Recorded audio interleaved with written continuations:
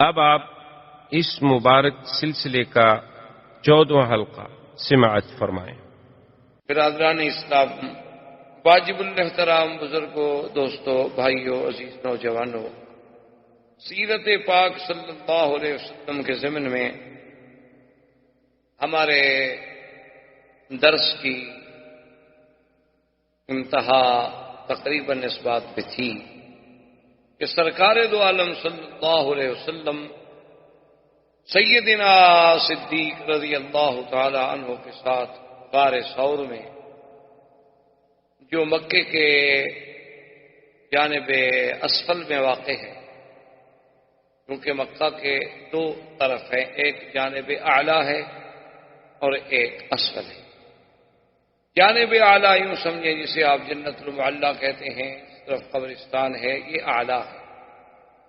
اور اسی طرح محلہ مسفلہ، مسیال، شار ابراہیم الخلیل، الى شار الہجرہ، شار سب مسیال مسفلہ اسفل کا حصہ ہے۔ یہ جانب اعلیٰ ہے اور یہ اسفل ہے۔ اسی طرح یہ جو آپ کے ہاں اب بھی مکے میں قدئی معروف ہے، یہ اصل میں دو ہیں، ایک قدئی ہے، ایک قدا ہے۔ قدا جو ہے وہ جانب اعلیٰ میں ہے اور قدئی جو ہے وہ جانب اسفل۔ اور ذرا انسان تھوڑا سا تدبر سے، تفکر سے غور کرے تو اللہ نے حضور سرکار دو عالم صلی اللہ علیہ وسلم کو کوئی ایسی شان عطا فرمائی تھی، ایسی عظمت عطا فرمائی تھی کہ ہر لحاظ سے، یعنی جہاں جہاں سے حضور صلی اللہ علیہ وسلم گزرے ہیں، اللہ نے اس جگہ کو بھی آباد ضرور فرمایا، ورنہ کوئی تصور بھی نہیں تھا کہ کبھی یہ راستے بھی آباد ہوں گے۔ آج وہاں دیکھیں مخطط ہیں، دارالہجرہ ہے، حی الہجرہ ہے، آبادیاں ہیں، اور جس راستے سے حضور صلی اللہ علیہ وسلم نے سفر فرمایا تھا، طریق الہجرہ، اور اس راستے پر آبادیاں، تو جہاں سے بھی حضور صلی اللہ علیہ وسلم، اسی لیے علماء نے کہا ہے کہ حضور ظاہری طور پر یا معنوی طور پر جہاں سے بھی گزرے ہیں وہاں اللہ نے ضرور اپنے رحمتیں دی۔ اسی لیے کسی شاعر نے حضور کی سیرت میں ایک بڑی عجیب بات کی ہے، ایک بڑا اچھوتا انداز ہے، خیال ہے، تو وہ یہ کہتا ہے کہ جہاں پڑی نہیں نظر وہاں ہے رات آج تک، کہ جہاں حضور صلی اللہ علیہ وسلم کی نظر نہیں پڑی، ایمان نصیب نہیں ہوا، دولت ایمان نہیں ملی، تو جہاں پڑی نہیں نظر وہاں ہے رات آج تک، اور وہیں سحر ہوئی جہاں جہاں گزر گئے۔ اسی جگہ پہ اللہ نے روشنی کر دی، ظاہری بھی اور باطنی۔ یعنی اللہ نے ایسے تو نہیں فرمایا نا کہ ہم نے آپ کو اس وقت بھیجا ہے کہ جب قوم ضلال مبین، جب قوم ظلمات میں تھی، شرک و کفر کے اندھیروں میں غلطہ و پیچاں تھی، تو اس وقت ہم نے اپنے نبی کو بھیجا ہے کہ انہیں اس سے نکالے۔ اب حضور صلی اللہ علیہ وسلم یعنی جس راستے سے بھی گزر گئے ہیں، اللہ نے اس راستے کو بھی آباد، اور جس راستے سے حضور نے اعراض فرما دیا ہے، اللہ نے اس راستے کو کبھی آباد ہی نہیں۔ یہ اللہ کی شان ہے، اللہ کا نظام۔ ورنہ دیکھیں دنیا میں اور بھی تو پہاڑ ہیں بھائی، اسی مکے میں دیکھ لو، کو پہاڑوں کی کمی ہے تو مکہ ہے ہی پہاڑوں کا شہر، لیکن جس پہاڑ سے حضور کو نسبت ہوئی کہ غار حرا میں عبادت فرمائی، جبریل آیا، وحی آئی، آج تک وہ غار حرا تاریخ کا حصہ بنا۔ غار ثور میں حضور صلی اللہ علیہ وسلم نے ہجرت کی راتوں میں 3 راتیں قیام فرمایا، تو غار ثور تاریخ کا حصہ بن گئی قیامت تک، جب تک یہ دنیا قائم ہے غار ثور اور غار حرا کا نام قائم۔ اور دیکھیں کہ یہ تخطیط کون کر رہا تھا؟ آج تو آپ کے پاس بڑے بڑے انجینئر ہیں، بڑے بڑے وسائل ہیں، آپ کے پاس بڑی بڑی دوربین ہیں، آپ کوئی نقشہ بناتے ہیں، کوئی لائننگ کرتے ہیں تو بڑے آسانی کے ساتھ آپ اس کے ذریعے سے بڑی سیدھی لائن لے جاتے ہیں، لیکن ذرا آپ غور کریں کہ 1400 سال پہلے یہ کون سے وسائل تھے، کون سے ذرائع تھے، کون سے اسباب تھے کہ اگر عبادت کے لیے بیٹھتے ہیں مدنی پاک تو غار ہرا میں، اور ہجرت کے لیے بیٹھتے ہیں تو غار ثور میں، اور آج بھی ان غاروں پہ کھڑے ہو جائیں اور راستے میں یہ مکان رکاوٹ نہ ہو تو سیدھا کعبہ نظر آتا ہے. یعنی اس غار سے نکل کے آپ کھڑے ہوں تو آپ کعبہ شریف نظر آئے. یہ تخطیط آخر کس نے، کیسے ہو گیا؟ اتفاق ہے. جیسے بعض کے ہم نے دہری منکرین خدا کہتے ہیں دنیا حادثہ ہے جی، ایک حادثہ ہوا اور اتفاق سے بن گئی، ایک اور حادثہ ہوگا بڑھ جائے گی. عجیب حادثہ ہے کہ ابھی قالین کا اپنی جگہ بچ گیا، کرسی اپنی جگہ چلی گئی، ٹیبل اپنی جگہ لگ گئے. یہ عجیب حادثہ ہے. ایسے حادثے تو روز ہونے چاہیے کہ آدمی کو کام کرنے سے جان چھوٹ جائے، ہر چیز خود بخود اپنی جگہ خود بخود ٹھیک ہو جائے. یہ کیسا حادثہ ہے کہ آسمان اوپر چلا گیا، زمین نیچے چلی گئی؟ الٹ نہیں ہوا کہ آسمان نیچے آ جاتا اور زمین اوپر چلی جاتی. یہ عجیب حادثہ ہے کہ سورج کا اپنا مدار ہے اور چاند کا اپنا مدار ہے اور سیارات کا اپنا مدار ہے، کواکب کا اپنا مدار ہے. اصل میں یہ بات نہیں ہے، یہ جہل ہے.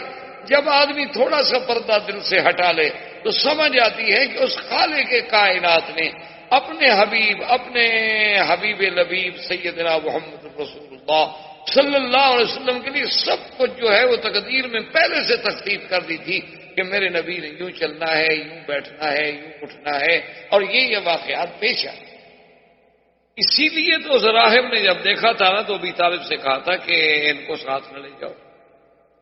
میں کہا کیوں؟ کہا ادارہ فقتلوہ، اگر ان کو روم والوں نے دیکھ لیا تو نہیں چھوڑیں گے، قتل کر دیں گے. اس نے کہا بلی ماذا، اس نے کہا تمہاری آنکھوں پہ ابو طالب پٹی پڑی ہوئی ہے، مکے سے سفر کر کے یہاں تک ساتھ آ رہے ہو اور تمہیں کچھ بھی نظر نہیں آیا. اب ذرا غور کر کے دیکھو کہ جہاں نبی چلتے ہیں اوپر بادل سایہ کر دیں. جس درخت کے نیچے آگے بیٹھتے ہیں لوگ سائے میں بیٹھے ہیں، حضور دھوپ میں بیٹھتے ہیں تو درخت اپنا سایہ ادھر ڈال دیتا ہے. سائے والے دھوپ میں بیٹھے ہیں اور محمد مدنی صلی اللہ علیہ وسلم طرف سایہ چلا جا رہا. دیکھا یہ تم نہیں دیکھ رہے، میں نے تو ایک نظر میں دیکھ لیا، اور تم مکے سے ساتھ چل کے آ رہے ہو اور کہتے ہو کہ میں چچا ہوں، لیکن تم نے ان خصائص پہ غور نہیں کیا. وجہ کیا تھی؟ وجہ یہی ہے کہ اگر آدمی سرسری طور پر گزر جائے اللہ کے قرآن سے، احادیث رسول سے، تاریخ اسلام سے، کہ ایک حدیث بھی ایسے پڑھ لی جیسے ڈائجسٹ پڑھا جاتا ہے. اچھا جی نیند نہیں آ رہی، چلو کوئی اسلامی کتاب اٹھا لو یار جلدی نیند آ جائے گی. آج کل تو ہم نے اللہ کے قرآن کو سلیپنگ پلز کے قائم مقام رکھا ہوا ہے نا، کہ تفسیر لے لو، دینی کتاب لے لو، اس کے ساتھ فوراً نیند آ جائے گی. کیونکہ وہ شیطان نہیں کرنے دیتا کہ کیوں آپ اللہ کی طرف جائیں، وہ سلا دیتا بڑے سکون. اور اس کے علاوہ اگر آپ جناب کوئی ناول لے لیں، کوئی ڈائجسٹ لے لیں، کوئی اور جس کے بارے میں آپ کو بھی یہ یقین ہو کہ میں جو پڑھ رہا ہوں یہ 100% جھوٹ ہے، پھر بھی آپ ساری رات بیٹھے رہیں گے، پڑھتے رہیں گے کہ جناب یہ کہانی بڑی دلچسپ، بڑا اس میں سسپینس ہے، بڑے اس میں زگزیگ ہیں، بڑے اس میں گہرائیاں ہیں، گہرائیاں ہیں، اور جانتا ہے جھوٹ، پڑھنے والا بھی جانتا ہے، لکھنے والا بھی جانتا ہے میں جھوٹ لکھ رہا ہوں.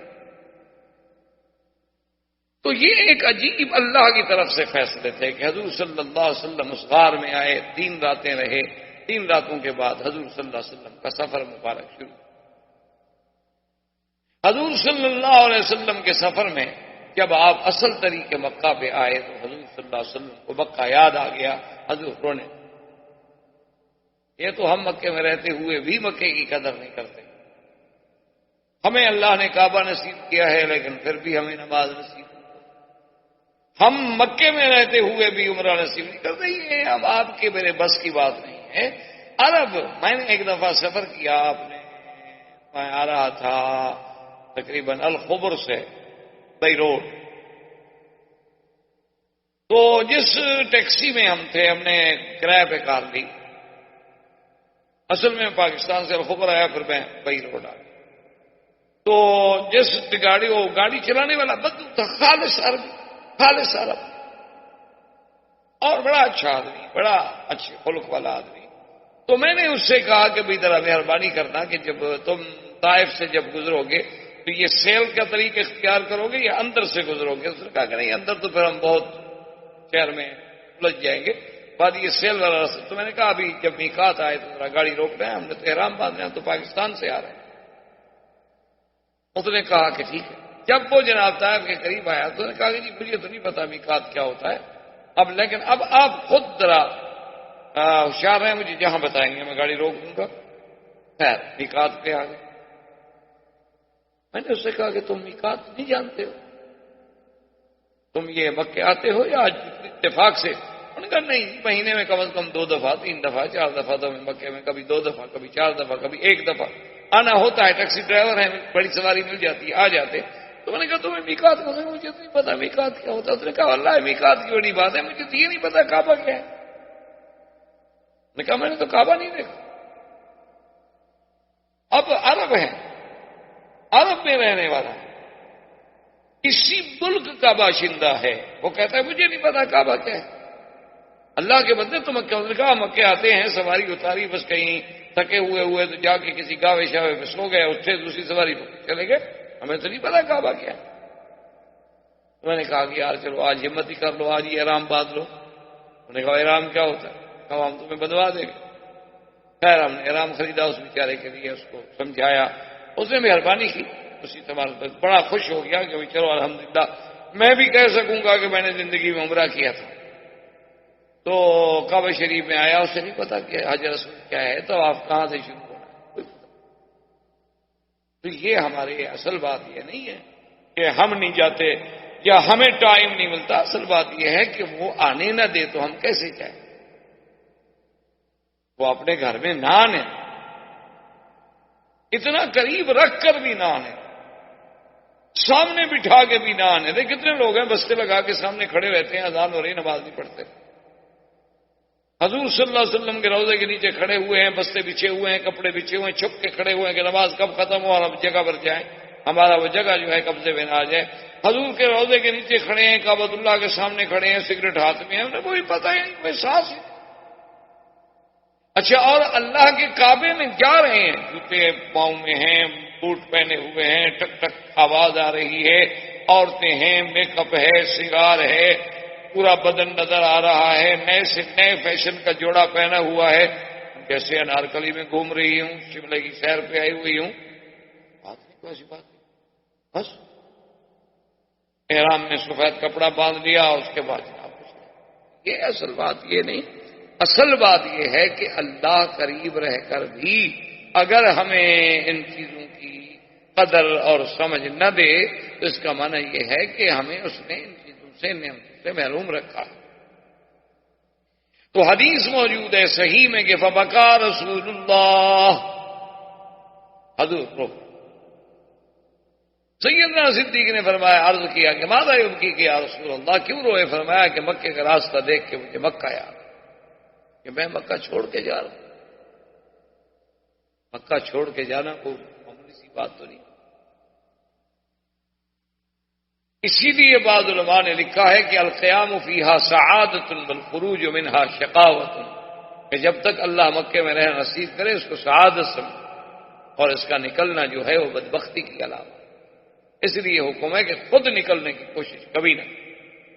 اللہ نہ رکھے نوکری ہے ختم ہو گئی تو ٹھیک ہے، معذوری ہے، مجبوری ہے، لیکن اس کی تمنا یہ نہ ہو کہ میں جاؤں۔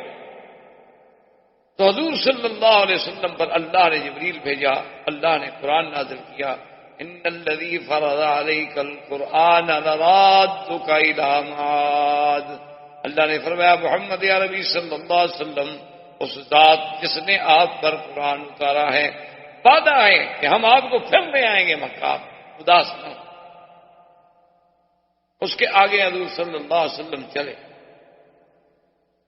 رابق کے قریب پہنچے۔ اب تو آپ جب خط ہجرت سے جاتے ہیں تو رابق تھوڑا ایک طریق پہ رہ جاتا ہے، لیکن پرانے راستے سے جائیں تو وہ گزرتا ہی رابق کے اندر سے تھا، بدر کے اندر سے، رابق کے اندر سے، مستورہ کے اندر سے۔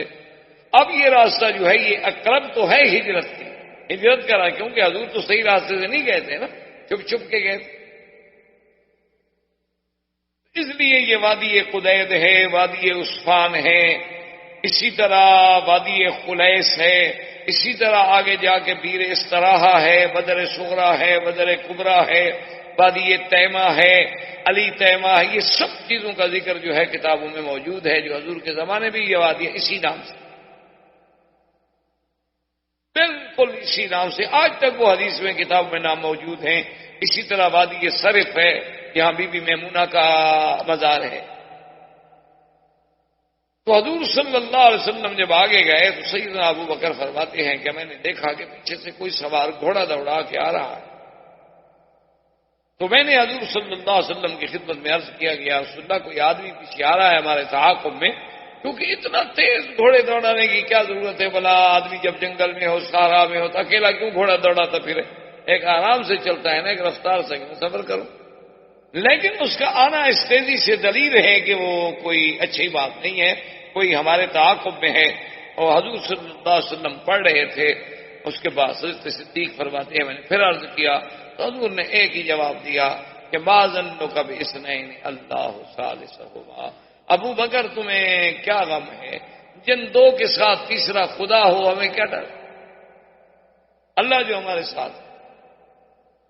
اب حضرت ابو بکر رضی اللہ تعالیٰ عنہ فرماتے ہیں کہ وہ سوار اتنے قریب آ گیا کہ اگر وہ اپنا نیزہ پھینکتا نا تو ہمیں مار سکتا تھا۔ تو میں نے پھر عرض کیا، میں نے کہا کہ یا رسول اللہ وہ تو بالکل ہمارے سر پہ آ گیا ہے، ہمارا مخالف دشمن ہے۔ آپ نے فرمایا ابو بکر کیوں غم کرتے ہو؟ بعضنک باثنین اللہ ثالث، اللہ جو ہمارے ساتھ ہے تو غم کا کیا مطلب؟ بس اتنی دیر گزری کہ سراقہ کہتے ہیں کہ یکدم میرے دونوں گھوڑے کے اگلے پاؤں جو تھے وہ زمین پہ دھنس گئے اور میں گر گیا۔ کہتے ہیں واللہ ما سکت عن فرس فی حیاتی، مجھے خدا کی قسم ہے تو زندگی میں کبھی گھوڑے سے نہیں گرا تھا، میں تو شاہ سوار آدمی۔ عرب کے لوگ تو گھوڑے کے شاہ سوار ہیں، گھوڑا، اونٹ، شکار، باز، شکرا، یہ سب ان چیزوں کے تو بادشاہ ہیں، کیونکہ ساری زندگی ان سے کھیلے ہیں۔ تلوار، نیزہ، تیر اندازی، یہ تو ان کے یعنی جوہر تھے۔ ان کا بچہ جو ہے وہ تو کھیلتا تلوار سے تھا، خنجروں سے۔ یہ تو اب ہے نا ماشاءاللہ کہ وہ کمپیوٹر سے، ویڈیو سے، فلموں سے کھیلتا ہے۔ اور تجھ کو بتاؤں میں تقدیر عمر کیا ہے، شمشیر و ثنا اول طاؤس رباب، اب ہماری انتہا اس میں۔ اسی لیے اقبال نے کہا تھا نا کہ کیا خوب امیر فیصل کو سنوسی نے پیغام دیا، تو نام و نسب کا حجازی ہے پر دل کا حجازی بن۔ تو آج وہ بچہ جو کبھی تلوار کی جھنکار پہ سوتا تھا، آج وہ مغنیہ کے گانے کی آواز پہ سوتا۔ اس لیے شورش کاشمیری اللہ اس کی قبر پہ رحمت کرے، تو ان کا ایک عجیب سا جملہ ہے، وہ کہنے لگا کہ جب جہاز کے سیڑھیوں پہ کھڑے ہوئے میں نے نظر ڈالی تو میں نے کہا کہ مولا یہ وہی قوم ہے عرب، یہ وہی قوم ہے کہ جن کی ابتدا اسماعیل سے ہوئی تھی اور جن کی انتہا کلثوم پہ ہو گئی۔ یہ وہی ہے کہ ان کی ابتدا تو سیدنا اسماعیل کی اماں سے ہوئی تھی کہ وہ اسماعیل کو لے کے آئیں، زمزم نکلا، یہاں عرب آباد ہوئے، اور انتہا ان کی کیا کہ بڑے سے بڑا مفسر قرآن بھی مر جائے، 10,000 آدمی جنازے میں نہیں آتا، مغنیہ مر گئی، لوگ مر گئے، لوگ مر گئے جنازے میں۔ حیرت ہوتی ہے، سمجھ نہیں آتی کہ کیا ہو گیا قوم، کس طرح قومیں اس طرح مسخ ہو جائیں گی قومیں کہ ایک فاسقہ، فاجرہ، زانیہ سب پڑھ رہے ہیں کہ یہ زانیہ ہے، فاسقہ ہے، فاجرہ ہے، ایک غیر محرم اب مرد کے ساتھ ہوٹلوں میں داد عیش دے رہی ہے، مرد 20 لاکھ آدمی سڑک پہ کھڑا۔ کیا ہو گیا ہے قوم کو؟ کیوں ہم سب میراثی بن گئے؟ ہمیں کیا ہو گیا؟ ہماری میراث تو یہ نہیں تھی۔ تو اب حضور صلی اللہ علیہ وسلم کے تعاقب میں آنے والا سراقہ یہ رابق کا سردار تھا، اس کو پتہ چل گیا تھا کہ ابو جہل نے اعلان کیا ہے کہ جو محمد مصطفیٰ صلی اللہ علیہ وسلم اور ابو بکر کو پکڑ کے لائے گا تو 100 اونٹنی انعام میں ملے گی. وہ 100 اونٹنی کے لیے دوڑ رہا تھا کہ 100 اونٹنی کے زمانے میں کوئی معمولی قیمت نہیں. وہ کہتا ہے کہ میں تو زندگی میں کبھی گھوڑے سے نہیں گرا تھا. اور پھر گھوڑے کے پاؤں وہاں دھنس رہے ہیں کہ نیچے کوئی ریتیلی زمین ہی نہیں ہے، وہ تو کنکر والی زمین. میں حیران ہوا. خیر گرا، اٹھا، کپڑے جھاڑے. اس کے بعد پھر میں نے گھوڑے کو کھینچا، مہمیز دی تو گھوڑے نے پاؤں نکالے. پھر میں گھوڑے پہ بیٹھا، پھر میں نے گھوڑا دوڑایا. جب میں قریب آیا تو پھر میرے گھوڑے کے پاؤں دھنسے، میں پھر گر گیا. وہ کہتا ہے میں سمجھ گیا کہ یہ میرا گرنا میری کمزوری نہیں ہوں، یہ گھوڑے کی بھی کوئی شرارت نہیں. جن کے تعاقب میں جا رہا ہوں ان کی کوئی حفاظت کرنے والی ذات حفاظت کر رہی. فنادى بأعلى صوت الأمان یا محمد. اور زور سے چیخا، کہنے لگا محمد مصطفیٰ بس اب مجھے امان. ڈر گیا. اس نے کہا کہ اب کہیں ایسا نہ ہو کہ میں اللہ کے عذاب کا شکار ہوں.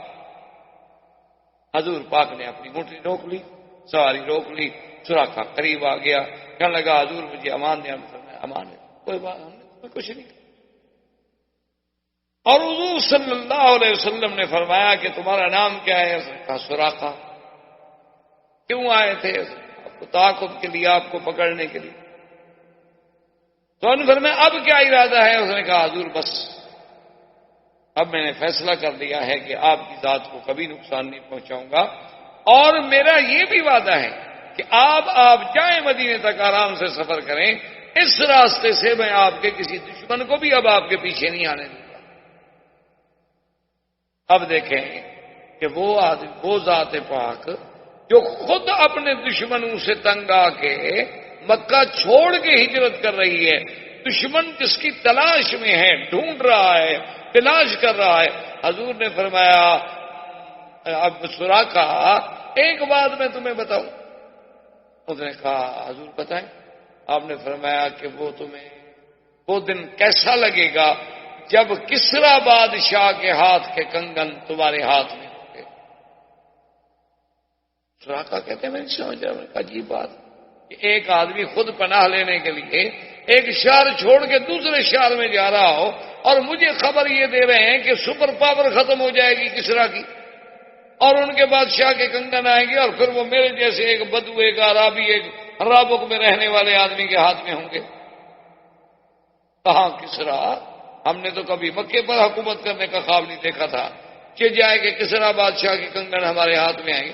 میں نے کہا ٹھیک ہے آپ جو فرما رہے ہیں، لیکن یا رسول اللہ مجھے ایک بات کریں کہ امان لکھ دیں. آج آخر میں نے آپ سے امان مانگی ہے، آپ نے کہا کہ امان ہے، تو مجھے لکھ دیں کہ اگر کبھی کوئی وقت آئے تو آپ کی جماعت مجھے امان دے.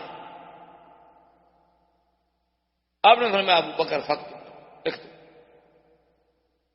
حضرت ابو بکر نے کاغذ پہ لکھ دیا کہ اللہ کے رسول نے اس کو امان دی ہے، اگر کبھی مسلمانوں کے قبضے میں آ جائے تو مسلمان بھی اس کو امان. خدا کی شان دے کہ جب مکہ فتح ہو گیا، سرکار دو عالم حنین میں تشریف فرما ہے، طائف فتح ہو گیا، تو یہ سراقہ قیدی بن کے حضور کے سامنے لایا گیا. اور آتے ہوئے اس نے کہا کہ رسول اللہ فیصلہ کرنے سے پہلے 1 منٹ ٹھہر جائیں. جیب سے ہاتھ نکالا اور کاغذ آگے رکھا کہ حضور آپ مجھے امان دے چکے. آپ نے فرمایا الیوم یوم بر و وفا یا سراقہ، آج وفا کا دن ہے، آج بھلائیوں کا دن ہے، جاؤ ہم نے تم کو امان دی ہے، بالکل ہم اپنی زبان پر قائم. اس نے کہا یا رسول اللہ اب کہاں جاؤں؟ تو جانے والے دن گزر گئے، اب تو میں اسلام لانے کے لیے حاضر ہوا، کلمہ پڑھا، مسلمان ہو گیا. اچھا اللہ کی شان دیکھیں کہ سرکار دو عالم، سرکار دو جہاں نے جو خبر دی تھی حضرت عمر کے زمانے میں کسرا فتح ہو گیا، اسلام کا پرچم لہرا گیا، سپر پاور ٹوٹ پھوٹ گئی، نہ کسرا رہا نہ کیسر رہا. لا کسرا بعدہ ولا کیسر بعدہ. حضور نے فرمایا ختم ہو جائے. اور بادشاہ بھاگ گیا، اس کے وہی کنگن جو تھے وہ مال غنیمت میں آئے اور حضرت عمر کے سامنے پیش ہوئے. حضرت عمر نے جب دیکھا انہوں نے فرمایا آئی نہ سراقہ، سراقہ کہاں ہے؟ اس کو تلاش کرو. سراقہ آ گیا. حضرت نے فرمایا کہ سراقہ حل تذکر ما قال بک محمد صلی اللہ علیہ وسلم، سراقہ تمہیں یاد ہے کہ تمہیں ہمارے نبی نے کیا وعدہ کیا تھا رابک راستے میں؟ انہوں نے کہا یاد ہے ابھی. انہوں نے فرمایا تھا کہ کسرا کے جو سواری کسرا اس کے ہاتھ کے کنگن جو ہوں گے وہ تمہارے ہاتھ میں ہوں گے. تو میں نے فرمایا کھڑے ہو جاؤ، میں اپنے ہاتھوں سے تمہیں پہناتا ہوں تاکہ میرے مدنی کی بات پوری ہو جائے، اور تم سارے صحابہ میں چل کے ان کو یہ دکھاؤ اور بتلاؤ کہ اللہ کے نبی نے کیا کہا. یعنی اندازہ فرمائیں صداقت رسول کا، اندازہ فرمائیں علم نبی کا، اندازہ فرمائیں اللہ کے وحی سے اللہ کے نبی کے تعلق کا کہ خود مہاجر بن کے جا رہے ہیں اور خبر دیتے ہیں کہ کسرا ختم ہو جائے گا. اب حضور صلی اللہ علیہ وسلم جب آگے بڑھے سفر کرتے ہوئے تو راستے میں ایک جگہ آپ کو پانی کی ضرورت ہوئی، پانی ختم ہو گیا اور اونٹنیوں کے ساتھ جو دودھ تھا دودھ بھی نہیں رہا. رات دن کا سفر، متواتر سفر، اور کوئی خوراک نہیں، کوئی غذا نہیں. دور ایک خیمے میں نظر پڑی تو حضور نے فرمایا کہ ابو بکر اس خیمے میں جاتے ہیں، ان کے ساتھ جا کے ہم کچھ دیر گزارتے ہیں اور شاید ہمیں کوئی دودھ مل جائے، کوئی پانی مل جائے، کوئی کھانے کی چیزیں مل جائیں. کیونکہ لوگ عرب لوگ تھے جیسے کھانا بدوش ہوتے ہیں نا جی، کہیں خیمے لگا لیے بیٹھ گئے اور جہاں ہریالی دیکھی پھر مال کو لے کے وہاں چلے گئے، ادھر بارش ہو گئی تو مال اٹھایا ادھر چلے گئے. اب تو ان کی تو زندگی ایسی ہوتی تھی، خیمے میں ادھر جاتی. تو جب حضور وہاں گئے تو دیکھا کہ ایک بوڑھی عورت ہے، حدیثوں میں اس کا نام ہے ام معبد. حضور پاک نے سلام کیا، فرمایا میں اجازت ہے کہ آپ کے خیمے میں کچھ دیر آرام کریں؟ انہوں نے کہا حالن سارے عرب تھے اور سخاوت ضیافت تو ان کو گٹھی میں پڑی ہوئی تھی. عرب ہو اور سخی نہ ہو سمجھے پھر وہ عرب نہیں ہوگا. وہ کہ آپ کی ہماری نسل تبدیل ہوئی 10 سال 20 سال 50 سال 100 سال سے. عرب یقیناً کریم، یہ ناممکن ہے کہ عرب ہو اور بخیل ہو اور شہید ہو اور وہ بیچارہ ہر وقت 99 کی مار میں ہو گن رہا ہو. کیا 99 ہو گیا 100 کب ہو؟ عرب ایسی انہوں نے تو کل کا کبھی نہیں سوچا کہ کل کیا ہوگا. ہوگا جو ہوگا نہیں ہوگا. پتہ ہے ضروری ہے کہ ہم زندہ رہیں گے، کل آج کیوں خرابی کے ساتھ بھوکے گزاریں.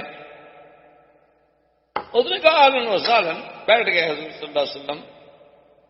حضور نے فرمایا کہ اماں جان، بوڑھی اماں، تمہارے گھر میں کوئی کھانے پینے کا؟ اس نے کہا واللہ یا رسول اللہ اگر کوئی چیز، اس کو پتہ نہیں ہے کہ حضور رسول اللہ. انہوں نے کہا کہ میں میرے مہمان ہیں، اگر میرے خیمے میں کچھ ہوتا تو آپ کو مانگنا پڑتا. یہ تو عیب ہے عرب. اسی لیے قرآن نے سیدنا ابراہیم صاحب نے پڑھا ہے نا کہ جب مہمان گئے تو بس ملنے کے فوراً بعد اور اس وقت واپس آئے کہ ایک بچڑا ذبح کر کے بھون کے پکا کے جناب ایک بڑا گوشت سامنے رکھا. فقربہ الیہم فقال الا تاکلون، آؤ بھائی کیوں نہیں کھاتے ہو؟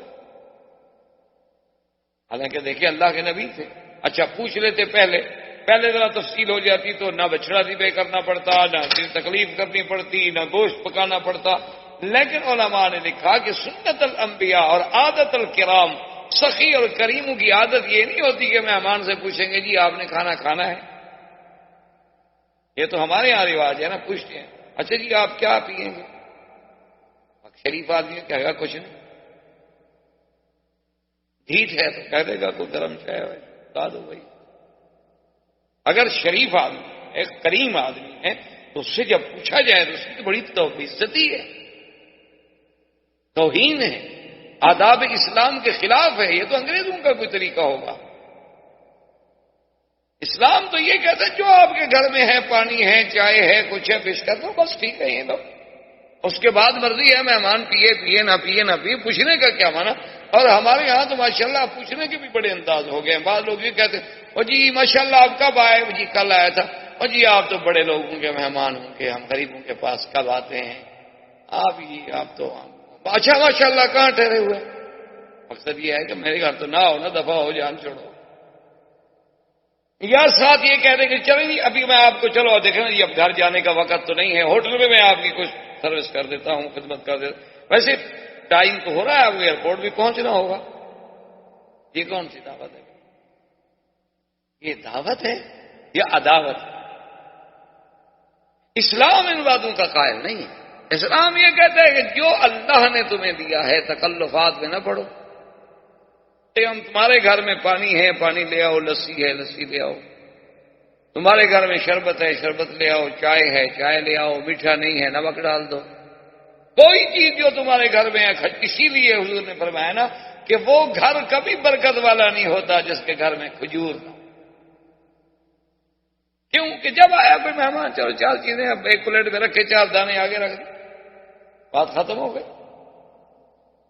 اسی لیے عربوں کی صفت میں یہ شامل تھا کہ کھجور، زیتون، یہ چیزیں ہمیشہ عرب کے گھرانوں میں موجود ہوتی، کیوں یہ ایسی چیز ہے کہ جب آؤ تیار ہے، کچھ کرنا نہیں پڑتا۔ زیتون نکالا، 4 دانے رکھے اور روٹی کا ایک ٹکڑا رکھا، پیش کر دیا۔ ضروری تو نہیں کہ آپ ہمارے لیے یا کسی مہمان کے لیے، تو تکلفات جو ہیں یہ تو خیر ایک الگ چیز ہے۔ تو بہرحال اس نے کہا کہ یا رسول اللہ اگر میرے گھر میں کچھ تو کبھی ہو سکتا ہے کہ میں آپ کو مانگنا پڑتا۔ آپ نے فرمایا اچھا یہ جو دور بکری بیٹھی ہوئی ہے؟ اس نے کہا حضور یہ تو بیمار ہے بیچاری، یہ تو ریوڑ کے ساتھ بھی نہیں گئی، میرا خاوند جو ہے وہ مال مویشی لے کے چلانے گیا، یہ تو چل نہیں سکتی، کھڑی بھی نہیں ہو سکتی۔ آپ نے فرمایا چلو نہ کھڑی ہو سکے تمہاری اجازت ہے کہ ہم دودھ نکال لیں؟ وہ بوڑھی ہنسنے لگی، کیا کہہ رہے؟ حضور صلی اللہ علیہ وسلم تشریف لائے اور اس بکری کے پشت پہ آپ نے ہاتھ پھیرا اور اس کے بعد آسمانوں کی طرف نظر اٹھائی کہ اللہ تیرا نبی آج مہمان ہے اور پیاسا۔ اسباب کی حد تک تو ہم بکری کے پاس آ گئے ہیں، لیکن دودھ دینے والا تو ہے نا۔ اور اس کے بعد حضور ابوبکر فرماتے ہیں کہ حضور خود بیٹھ گئے اور کہتے ہیں کہ میں تو حیران ہو گیا کہ ماشاءاللہ حضور تو بکری کا دودھ نکالنا بھی جانتے ہیں، کیونکہ یہ دودھ نکالنا جو ہے بکری کا، گائے کا، یہ فن ہے نا۔ ہمارے بچے تو خیر بیچارے کیا سیکھیں گے، ان کا گزارا تو مرائی پہ ہے، علی پہ سعودیہ پہ، ان کو کیا پتا دودھ بھی کبھی نکالا جاتا ہے۔ ان کے لیے تو یہ بڑا یعنی ایک عجیب سا کھیل ہوگا دیکھنے کے لیے، بڑے انجوائے کریں گے اگر دیکھیں کہ بھی کیسے جانور کا دودھ نکالا جاتا ہے۔ وہ بیچاروں نے کبھی اپنا دودھ نکلتا ہوا نہیں دیکھا ہوگا۔ تو خیر بہرحال تو حضور نے بڑے آرام سے یوں بیٹھے اور برتن دونوں ٹانگوں میں پھنسایا اور بڑے پیار سے اس کو کھینچا۔ تو وہ کہتے ہیں وہ تو ایسے اتنی زور زور سے دودھ کی لاٹیں لگ رہی تھی جیسے ماشاءاللہ کوئی تندرست بکری بھی اتنا دودھ نہ دے۔ برتن بھر گیا تو میں اور لے آؤ، اور برتن بھر گیا تو میں اور لے آؤ، اور برتن، جتنے خیمے میں برتن تھے، جتنی ہمارے ساتھ سب بھر گئے۔ اب وہ عورت دیکھ رہے کیا ہو، حضور نے خود پیا، آپ کے ساتھی نے پیا، دلیل نے پیا، ام معبد نے پیا۔ حضور نے فرمایا ابو بکر کو تھوڑا سا ساتھ رکھ لو، باقی سب ام معبد کو دے دو، یہ اپنے گھر میں رکھ لے۔ اور اس کے بعد حضور نے اجازت مانگی اور کہا کہ اچھا ماں تمہارا بہت شکریہ کہ ہم نے تمہارے خیمے کی چھت کے نیچے وقت گزارا ہے، سائے کے نیچے بیٹھے ہیں، ہم نے تمہارے برتن استعمال کیے ہیں، ہم نے تمہاری بکری سے دودھ لیا ہے، ہم تمہارے بہت شکر گزار ہیں۔ اور کبھی تمہیں حاجت ہو مدینے میں کبھی گزرو تو وہاں آنا اور ہمیں ملنا۔ میرا نام محمد بن عبداللہ ہے، محمد رسول اللہ ہے، کہہ کے حضور چلے گئے۔ بعض روایات میں ہے کہ حضور نے نام نہیں بتایا، بس حضور نے خیریت پوچھی، کہا اور اس کا شکریہ ادا کیا، چلے گئے۔ تھوڑی دیر گزری تو ام معبد کا خاوند آیا گھر میں، دیکھا کہ گھر میں تو سارے برتن دودھ سے بھرے ہوئے ہیں۔ دیکھا ام معبد میں ملا ہی رہا تھا، یہ کہاں سے آ گیا؟ انہوں نے کہا بیٹھو، انہوں نے کہا بیٹھو ابو معبد بیٹھو، آج تو میرے گھر میں کوئی ایسے مہمان آئے تھے، خدا کی قسم میں نے ایسے تو کبھی زندگی میں بھی نہیں۔ اور محدثین، تمام دنیا کے محدثین علماء جو ہیں، ام معبد نے جو حضور کا نقشہ کھینچا ہے نا، جو حضور کا جمال، کمال، صفت، خلق، سیرت، صورت بیان کی ہے، دنیا کا کوئی صحابی بیان نہیں کر سکتا۔ اس عورت نے، اس بدو عورت، جنگل میں رہنے والی کیا ہے لوگ تمہارے ہمارے لحاظ سے بیکورڈ، بالکل جاہل، لیکن جو اس نے حضور کا حلیہ کھینچا ہے نا جی، اس نے کہا کہ میں نے تو آج ایک ایسا آدمی دیکھا ہے بلا بالطویل البائن، ان کا قد کوئی اتنا لمبا بھی نہیں تھا کہ لمبا نظر آئے، عیب والا لگے، کیونکہ زیادہ لمبا ہو جائے، حد سے زیادہ ہو جائے تو پھر وہ بھی تو ایک عیب بن جاتا ہے، وہ حسن نہیں رہتا۔ فلا بالکثیر، اور نہ اتنا چھوٹا قد تھا کہ حضور کے قد جو ہے وہ، بلکہ درمیان میں اور اتنے اعتدال والا اور طول کی طرف ابھرتا ہوا۔ بلا بالابیض الامحت، اور نہ حضور کا رنگ ایسے تھا کہ بالکل خالص انڈے کی طرح سفید ہو۔ بلا بالاسمر، اور نہ حضور کا رنگ ایسے تھا کہ جسے ہم سانولا کہہ سکیں، بلکہ الابیض مائل الی الحمرۃ، کہ ایسا سفید جس میں سرخی کی ایک جھلک ہو، آمیزش۔ انہوں نے کہا جب ایسا حلیہ بیان کیا، اور نے کہا اور اسی نے یہ بکری پہ ہاتھ رکھا، تو اس کے خاوند نے کہا کہ ام معبد، معلوم ہوتا ہے یہ وہی محمد عربی ہے جس کو مکے والے ڈھونڈ رہے، یہ تو وہی اللہ کا رسول تھا، ہم تو خوش نصیب ہیں کہ ہمارے خیمے میں محمد بدنی اترے۔ اور اس کے بعد حضور صلی اللہ علیہ وسلم نے اپنا سفر مبارک جاری رکھا، اور مدینے والوں کو یہ تو پتا تھا کہ آقا انعامدار آنے والے ہیں، لیکن یہ پتہ نہیں تھا کہ کب چلے ہیں مکے سے، کب آئیں گے۔ ٹیلی فون تو تھا نہیں کہ کوئی ٹیلی فون پہ بتا دیتا۔ اب مکے والے کیا کرتے جناب، مدینہ منورہ والے کے بوڑھے، عورتیں، بچے، حتیٰ کہ یہودی، بنو قینقاع، بنو نذیر، بنو قریظہ، ان کے بڑے بڑے راہب، ان کے بڑے بڑے پڑھے لکھے لوگ سب باہر نکل کے آتے وہ مقام جس کو کہتے ہیں ثنیۃ الوداع۔ آج بھی مدینہ شریف میں مقام موجود ہے ثنیہ۔ اسی لیے شاہ فہد نے اللہ جزائے خیر دے کہ انہوں نے جو حرم شریف میں مدینہ مسجد نبوی کے لیے ایئر کنڈیشن، جو انہیں سینٹرل ایئر کنڈیشننگ کا جو سب سے بڑا انہوں نے لگانا تھا، فیکٹری اس کا پلانٹ لگانا تھا، تو وہ حرم کے قریب ایک جگہ تھی جہاں لگا رہے تھے۔ تو خادم الحرمین نے کہا کہ نہیں بالکل اس جگہ مت لگائیں، کیونکہ ہو سکتا ہے کہ گاڑیوں کا دھواں اور کوئی پٹرول کی بو اور ڈیزل کی بوئیں کھینچیں اور وہ کسی دوسری ہوا کے ساتھ مل کے حضور کے حرم کے اندر مسجد نبی میں چلی جائے، یہ ادب کے خلاف ہوگا، اس کو آپ دور لے جائیں اور اسی مقام پہ لے جائیں جہاں سے حضور آئے تاکہ وہیں سے ٹھنڈی ہوا ہے۔ اس عقیدت کو کبھی ہم نے بھی سوچا ہے جنہیں ہم وہابی کہتے ہیں، ہمارے نزدیک یہ وہابی لوگ ہیں نا، نبی کو مانتے ہی نہیں، نبی کو تو صرف ہم انڈو پاک والے مانتے ہیں جن کا گزارا ہی ماشاءاللہ قوالیوں پہ ہے یا مجرے پہ، قال رسول اللہ جنہیں کبھی نصیب ہی نہیں ہوتا۔ ہم نے تو یہی دیکھا ہے، جب یا پتہ نہیں ہماری کو بدقسمتی ہوگی، میں تو ایک دفعہ گیا وہاں معین الدین اجمیری رحمۃ اللہ علیہ کی مزار پہ بھی فاتحہ پڑھ لوں، خواجہ نظام الدین اولیاء رحمۃ اللہ علیہ کی مزار پہ فاتحہ پڑھ لوں، اسی طرح اپنا اور بزرگوں کے مزارات پہ وہاں جانے کا اتفاق ہوا۔ ہم تو جب گئے وہاں یا قوالیاں ہیں یا ڈھول ہیں یا دھمال ہیں، یا ہماری بدقسمتی اس دن کوئی خاص مصیبت ہو تاکہ ہم جلتے ہوئے جائیں۔ تو اب جناب یہ مدینے والے لوگ جو تھے تو یہ سارے نکل کے اسی ثنیۃ الوداع کے پہاڑ پہ آ کے چڑھ کے دور دور دیکھتے بیچارے، جب دھوپ شدید ہو جاتی لوٹ جاتے، جبھی آج تو نہ۔ اور دیکھیں خدا کی قدرت ہے کہ جب حضور صلی اللہ علیہ وسلم تشریف لائے تو سب سے پہلی نظر جو ہے ایک یہودی دور سے اس نے کہا یا اہل المدینہ ھذا مطلوبکم، وہ جس کے لیے تم کھڑے ہو نا وہ آ رہا ہے۔ تو مدینے والے جناب ایسے خوش ہوئے، اس لیے ایک صحیح حدیث مبارک میں ہے، صحابی فرماتا ہے کہ واللہ، کہتا ہے خدا کی قسم ہے، ما رأینا اضوا یوم، ہم نے اتنا روشن دن کبھی نہیں دیکھا، وہ دن جس دن محمد پاک مدینے میں تشریف لائے، ایسا روشن دن ہم نے نہیں دیکھا کہ معلوم یہ ہوتا تھا کہ آج 2 سورج اترے، ایسی روشنی، ایسا مدینے پہ چمک، ایسا مدینے کی فضا میں نور۔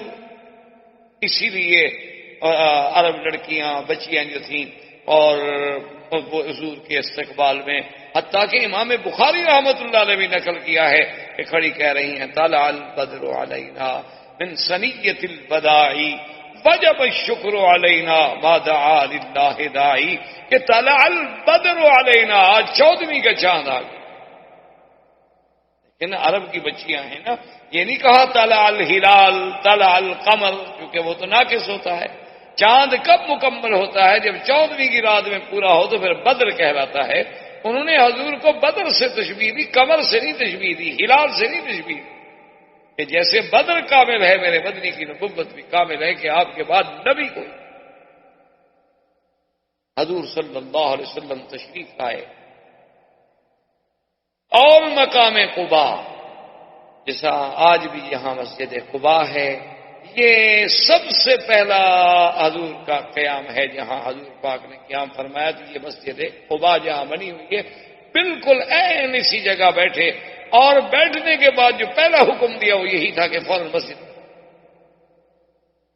لمسجد اسس على التقوى من اول يوم احق ان تقوم فيه رجال يحبون ان يتطهروا۔ اللہ نے فرمایا کہ میرا مدنی وہ مسجد جس کی بنیاد تقوی پہ رکھی گئی پہلے دن سے، اس مسجد کا حکم دینے والے کون ہیں؟ محمد صلی اللہ علیہ وسلم۔ اور مسجد جناب یہ تو کوئی لینٹر وغیرہ تو نہیں ڈالنے تھے، وہ تو سادی سی مسجد تھی نا جی، بس چھوٹی سی دیوار اور اس کے بعد چھڑیاں، کھجور کے ستون اور اوپر چھڑیاں ڈال کے، تو سب صحابہ لگے ہوئے ہیں اور 2 دن میں مسجد بن گئی۔ تو حضور صلی اللہ علیہ وسلم سوموار، منگل، بدھ، خمیس، 4 دن آپ نے قباء میں قیام فرمایا۔ اس کے بعد حضور پاک نے مدینے کے لیے روانگی اختیار کی۔ جس دن حضور روانہ ہوئے وہ جمعہ کا دن، اور حضور صلی اللہ علیہ وسلم ابھی مدینہ منورہ میں نہیں پہنچے تھے، راستے میں تھے، بنی عمرو بن عوف میں یا بنی سالم بن عوف، ایک ہی بات۔ تو وہاں جمعہ کا وقت ہو گیا، تو سب سے پہلا جمعہ جو ہے، پہلا خطبہ جو حضور نے دیا ہے وہ اسی جگہ میں ہے، قباء اور مدینے کے درمیان، بنی سالم بن عوف۔ اچھا، ویسے حضور کے آنے سے پہلے بھی جمعہ شروع ہو گیا تھا، حضور صلی اللہ علیہ وسلم کے آنے سے پہلے، بلکہ اسلام آنے سے پہلے بھی اسد ابن زرارہ کے ہاں لوگ جمع ہوتے تھے، اور جمعہ کا نام جو ہے وہ لؤی ابن کعب حضور کے دادا گزرے ہیں، ان نے زمانہ جاہلیت میں رکھا تھا، ورنہ اس کا نام یوم العروبہ تھا، اس کا نام یوم الجمعہ نہیں تھا، کہ جمعہ کا نام انہوں نے رکھا۔ اور پہلا جمعہ مدینے میں پڑھا ہے تو اسد ابن زرارہ نے، اور پھر سرکار دو عالم، سرکار دو جہاں، رحمت للعالمین صلی اللہ علیہ وسلم نے ہجرت کے بعد پہلا جمعہ جو پڑھا ہے بنی سالم ابن عوف میں، اور جمعہ پڑھانے کے بعد حضور پھر روانہ ہوئے۔ اب جب روانہ ہوئے تو اب تو جناب مدینے کے تو لوگ ماشاءاللہ اس طرح جان نثار تھے نا جی، کہ سڑکوں پہ کھڑے ہیں اور جناب حضور کی اونٹنی کو چمٹ رہے ہیں، یا رسول اللہ انزل بنا انزل بنا انزل بنا، حضور ہمارے پاس ہو، خدا کے لیے ہمارے پاس نفدی انبارنا واولادنا وابنانا یا محمد صلی اللہ علیہ وسلم، حضور ہم اپنے بچے، جان، مال، اولاد سب آپ پہ قربان کر دیں گے، واللہ انزل بنا یا محمد، ہمارے پاس اتریں۔ سب مدینے والے جناب، سب لوگ، اسی لیے امام مالک رحمت اللہ علیہ فرماتے ہیں کہ تمام دنیا کے شہروں میں سے سب سے افضل جو ہے وہ مدینہ، حتیٰ کہ وہ مکے سے بھی افضل سمجھ۔ تو امام مالک رحمت اللہ علیہ کی جہاں اور دلائل ہیں، وہاں ان کی سب سے بڑی دلیل یہ ہے، وہ کہتے ہیں کہ ساری دنیا کے شہر جو ہیں، حتیٰ کہ مکہ جو ہے وہ بھی تلوار سے فتح ہوا ہے، ایک شہر ہے دنیا کی تاریخ میں جو اسلام اور محبت سے فتح ہوا، صرف مدینہ، جہاں کوئی تلوار نہیں چلی، بلکہ حضور کے آنے سے پہلے اسلام آ چکا تھا، مصعب ابن عمیر پہنچ چکے تھے اور سینکڑوں لوگ اسلام لا چکے، 83 آدمی تو مدینے سے چل کے حضور کی بیعت کر چکے تھے، بیعت العقبہ۔ حضور پاک نے جب دیکھا کہ بھئی اب سب کا اتنا ذوق، اتنا شوق ہے، اب سب آدمی کہتے ہیں کہ میرے گھر میں چلو، اب حضور نے فرمایا دیکھ بس فَاتْرُكُوهَا إِنَّهَا مَأْمُورَةٌ، میری اونٹنی کو کوئی نہ پکڑے، کوئی روکنے کی کوشش نہ کرے، یہ اللہ کی طرف سے مامور ہے، جہاں اس کو اللہ حکم دیں گے وہاں بیٹھ جائے گی، اور جہاں یہ بیٹھ جائے گی وہاں اس کا میں مہمان خود بخود بن جاؤں گا۔ تو اس لیے میری اونٹنی کو پکڑنے کی کوشش نہ کریں، روکنے کی کوشش نہ کریں، اس کو اس کے حال پہ چھوڑیں۔ اب حکم ہو گیا تو اب جناب سب ہٹ کے کھڑے ہو۔ اب حضور کی اونٹنی جا رہی ہے اور جس جس کے گھر سے گزر جائے اس کے لیے تو بڑی امیدیں اور آس سے ٹوٹ جائیں، اگلا امید میں لگ جائے۔ چلتے چلتے چلتے چلتے ایک خالی جگہ ہے دیار بنی نجار میں، یوں سمجھیں گے جہاں آج مسجد رسول پاک جو مسجد نبی ہے، جہاں آج آپ نماز پڑھتے ہیں، یوں سمجھے بالکل یہی جگہ۔ یہ اصل میں علاقہ تھا دیار بنی نجار کا، حضور صلی اللہ علیہ وسلم کے اقوال تھے، اور یہ جگہ بالکل خالی پڑی تھی۔ یہیں آگے اونٹنی بیٹھ گئی اور ساتھ ہی حضرت ابی ایوب کا گھر تھا۔ جب اونٹنی یہاں بیٹھ گئی تو بعد نے اس کو اٹھانے کی کوشش، انہوں نے فرمایا دعوہا، چھوڑ دو، انہا مامورۃ، میری اونٹنی کی عادت نہیں ہے کہ ایسے بیٹھتی ہے، اللہ کا حکم ہے، بس اللہ کے حکم سے اونٹنی بیٹھ گئی۔ حضور نے فرمایا لمن ھذا الارض، یہ زمین کس کی ہے؟ انہوں نے کہا حضور یہ 2 یتیم بچے ہیں ان کی زمین۔ آپ نے فرمایا ان کو بلاؤ، آ گئے۔ آپ نے فرمایا یہ زمین بیچتے ہو؟ انہوں نے کہا یہ الگ ہے یا رسول اللہ۔ انہوں نے کہا کمال ہے، ہم یتیم ہیں، غریب ہیں، لیکن محمد مدنی آپ مدینے میں آئے ہیں، ہمارا سب کچھ آپ پہ قربان ہے، یہ سب آپ کا ہے، خریدنے کا کیا مطلب؟ میں یہاں اللہ کا گھر بنانا چاہتا ہوں اور وہ زمین میں کسی کی ایسے نہیں لینا چاہتا، میں قیمت سے۔ اسی لیے فقہا نے لکھا ہے کہ ارض مغصوبہ اگر کسی کی زمین زبردستی چھین لی جائے یا اپنے اقتدار کی وجہ سے آپ کسی سے مانگیں اور وہ بندہ بیچارہ کیا انکار کرے، آپ بڑے آدمی ہو، ڈرتا ہے نہیں دوں گا تو یہ ویسے ہی لے سکتے ہیں، کہا جی صاحب بالکل حاضر ہے۔ انہوں نے کہا ایسے مقامات پہ نماز نہیں ہو۔ یا وہ زمین کسی حرام کے پیسے سے خریدی جائے، سود کے پیسے سے، رشوت کے پیسے سے۔ میں ایک دفعہ گیا تو ڈپٹی کمشنر صاحب تھے ہمارے ضلع کے، اب پتہ نہیں ہے نہیں ہے اللہ عالم، تو وہ بیچارے مجھے ملنے آئے، ان کی بڑی مہربانی رافت کہ وہ جب ملنے آئے تو اس کے بعد انہوں نے کہا کہ جی آپ اتفاق سے آئے ہیں اور میں نے ڈی سی آفس کے قریب ایک مسجد بنائی ہے ماشاءاللہ، تو اس میں آپ جو ہے مہربانی کر کے ایک نماز ہمیں پڑھا دیں، ہمارے آپ چیز لے کے رہنے والے، ہمارا بھی کچھ حق ہے۔ میں نے کہا نہیں بالکل اس میں تو کوئی فرق نہیں۔ میں نے کہا ڈی صاحب آپ نے کیسے بنائی ہے وہ مسجد؟ تنخواہ سے؟ کہتے ہیں جی تنخواہ ہماری اتنا کہاں ہوتی ہے کہ ہم مسجدیں بنا سکیں، اصل بات یہ تھی کہ بس کوئی ذمہ دار کام کرانے کے لیے آیا، کوئی جاگیردار، کوئی صنعت کار، کوئی کاروباری، کوئی بزنس مین، تو بس ان سے کہا کہ دیکھو بھی یہ مسجد بنا رہا ہوں، کام تمہارا تب کروں گا کہ اتنے پیسے پہلے مسجد کے لیے دیا۔ انہوں نے کہا اس میں تو پھر نماز پڑھنی ناجائز ہے، اس میں تو کسی اور مولوی سے افتتاح کروا لیں۔ یہاں بہت سارے مولوی ہیں ماشاءاللہ، بینکوں کا افتتاح کراتے ہیں، تمہاری مسجد کا بھی کر دیں گے۔ مرزائیوں کے نکاح پڑھ دیتے ہیں تو مسجد کے افتتاح کون سی بات ہے؟ معمولی سی بات، ہر قسم کا مولوی مل جاتا ہے، سرکاری بھی ہوتے ہیں، درباری بھی ہوتے ہیں، علماء سو بھی ہوتے ہیں، علماء حق بھی ہوتے ہیں، اللہ والے بھی ہوتے ہیں۔ میں کہا جی حرام؟ نے کہا بالکل حرام ہے، وہ تو آپ کو ڈپٹی کمشنر سمجھ کے اگلے ڈر کے مارے پیسے دیے، خوشی سے کو دے کے کیا ہے۔ تو اس طرح علماء نے لکھا ہے کہ ایسے طریقے سے بھی جب اللہ کا گھر بنے تو خالص خالص، بلکہ بعض علماء تو یہ کہتے ہیں کہ کوئی خطیب اپنی تقریر سے متاثر کر کے لوگوں سے چندہ وصول کر لے، وہ کہتے ہیں یہ بھی ڈاکے میں شامل۔ ایک آدمی زبردستی ڈاکہ مارتا ہے، ایک آدمی تقریر کے ذریعے سحر کر رہا ہے، حالانکہ وہ دینا نہیں چاہتا تھا لیکن اس کی جیب سے اس نے نکلوا دیا ہے۔ تو نے کہا اس نے طیب نفس سے تو نہیں دیا نا، شرمندگی سے دیا ہے۔ کبھی لوگ کیا کہیں گے اتنا بڑا آدمی بیٹھا ہوا یار اس نے کچھ بھی نہیں دیا، حالانکہ وہ چاہتا نہیں تھا دینا۔ انہوں نے کہا کہ علماء کا یہ کام ہے کہ اپنے مساجد مدارس کی کیفیت جو ہے وہ رکھ دیں لوگوں کے سامنے کہ بھئی مسجد کے یہ ضروریات ہیں، مدرسے کی یہ ضروریات ہیں، اللہ جس کو توفیق دے دیتے ہیں۔ لیکن آج کل مشکل تو یہ ہے نا جی، آگے لوگ بھی تو ایسے ہیں نا ماشاءاللہ، کرے کیا؟ انہوں نے کہیں سینما بنانی ہو، کلب بنانا ہو، دیکھیں جناب ماشاءاللہ سال کی تنخواہ لگا دیں گے، مسجد کے لیے کہو تو 1 مہینے کی دینے کے لیے تیار نہیں۔ پھر ان کو مولوی بھی الحمدللہ ایسے ہی ٹکرتے ہیں، اللہ کی رحمت۔ آخر انہوں نے بھی رسول تو کرنا ہے.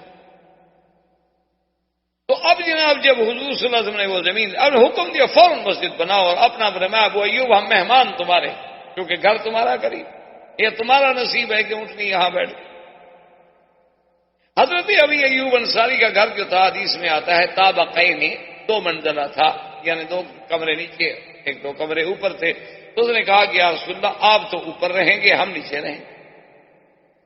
آپ نے فرمایا کہ نہیں یہ نہیں ہوگا ہم رہیں گے نیچے تم رہو اوپر کیونکہ ہمیں تو لوگ ملنے کے لیے آئیں گے اور جب آئیں تو اوپر چڑھیں اور اتریں اور اوپر چڑھیں اور اتریں تمہارے لیے بھی مشکل ملنے والوں کے لیے بھی مشکل ہمارے لیے بھی مشکل لہذا ہم جو ہے وہ تو نیچے رہیں گے تم اوپر رہو.